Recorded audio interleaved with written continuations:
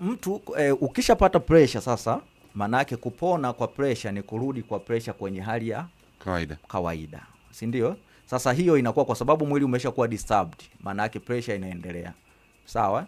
Sasa na utaijua kama pressure yako kwa muda mrefu unapima iko sawa. Na kama umepunguza vile vihatarishi ambavyo vinasababisha pressure, si ndio?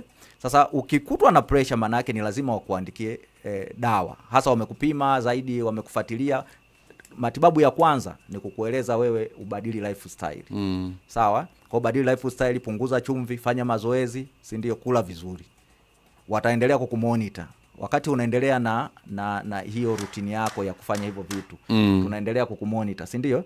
Sasa tukija kadiri tunazidi kukumonitor, tunazidi kuona bado wewe pressure yako haikai vizuri, si ndio? Maana yake wewe tutaanza kukuanzishia dawa taratibu ili kuona pressure yako inakaa vizuri. Kwa kupitia hilo pia niweke msisitizo kwa wagonjwa ambao wameandikiwa dawa za pressure au wanatumia dawa za pressure, watumie dawa vizuri.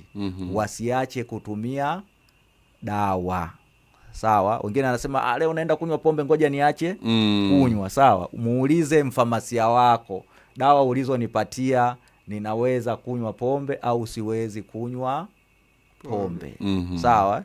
Yani usiweza naacha kunywa dawa ili leo nikanywe pombe. Utaenda huko utadondoka. Lakini pia kabla hujatoka, si ndio, kwenda kwenye mihangaiko yako na nini, pima pressure yako. Kuona je, inakuruhusu kutoka kwenda kufanya mihangaiko yako. Kama iko vizuri, nenda, lakini hakikisha dawa hauachi. Unakunywa dawa vizuri na kwa kufuata ushauri wa wafamasia wanaokupa dawa.